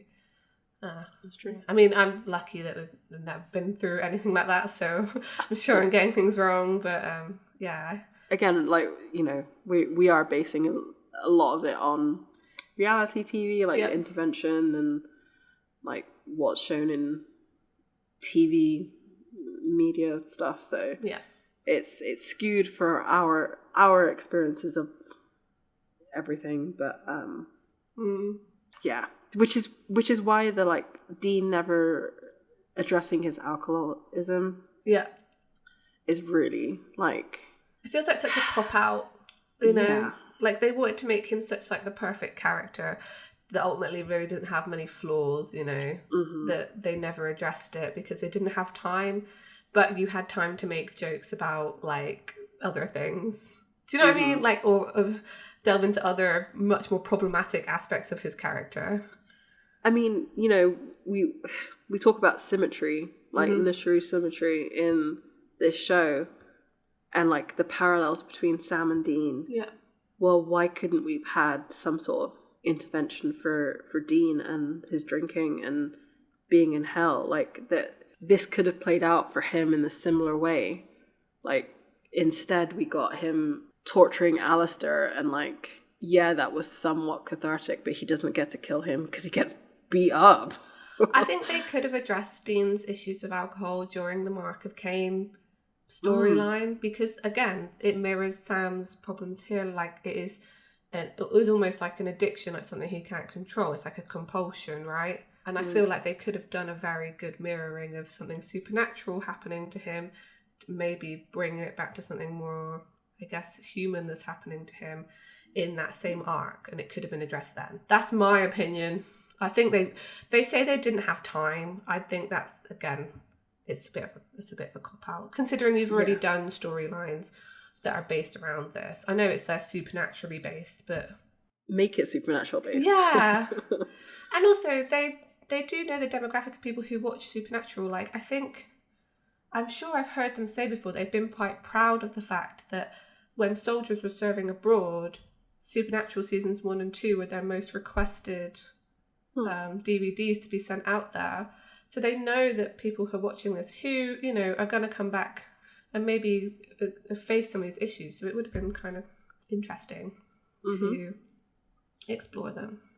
The thing is that they're actually, it's funny because we talk about them not being in touch enough with their emotions and like talking and stuff, but actually I think from some, like particularly men I've heard from watching the show say it's actually a good representation of how to be in touch with your feelings and stuff as a guy. So maybe we don't give them enough credit as like, if you compare them to other things that people are doing on television, they do talk to each other a fair amount actually, and do kind of cry in front of each other at least. It's just compared to modern media now, it's still looking quite repressed. Anyway. And also, like, we're talking about the perfect story, right? In the perfect story, they would, or in true life, they would try to actually figure stuff out and actually sit down and talk to each other. Yeah. But because it's television, there has to be drama. There has to be conflict, exactly. Okay, on that note, what's next episode? I mean, I know what's next episode, but I'm going to let you say it. Next episode is the last episode. We're going to get kicked in the teeth with that opener. It is, Lucifer Rising. Oh boy. Season 4 finale. We got everybody. Everybody's coming back for this one. Yay! Oh yes. I do love the heavenly room. Oh. Look, next week's going to be a long one. I have many, many things to say about the symbolism of that room. These last few episodes of this season are long. There's a lot to say. So at the end of the episode, we would like to thank the Pixel Agora for his wonderful art on our podcast. And if you would like to purchase that, you can go to the Redbubble and buy some. Some of the proceeds go back to the artist, as you should. If you would like to come talk to us about this episode, I mean, come spill your hearts out about, then you can find us on Facebook, Tumblr, Instagram, Ko-fi, we're Escaping Purgatory Podcast, or on Twitter as just Escaping Podcast. And come hang out with us in the danger zone. I don't know why it's a danger zone, it's just this. But it's the end of the season, say what I want now. Exactly. All right, so in this week's trek through Purgatory, we had quite the blow up with our dear brothers. We're fighting. We fighting. We got them fisticuffs out. And hopefully next week we can resolve our issues and move on. Doubt it. Bye. Bye.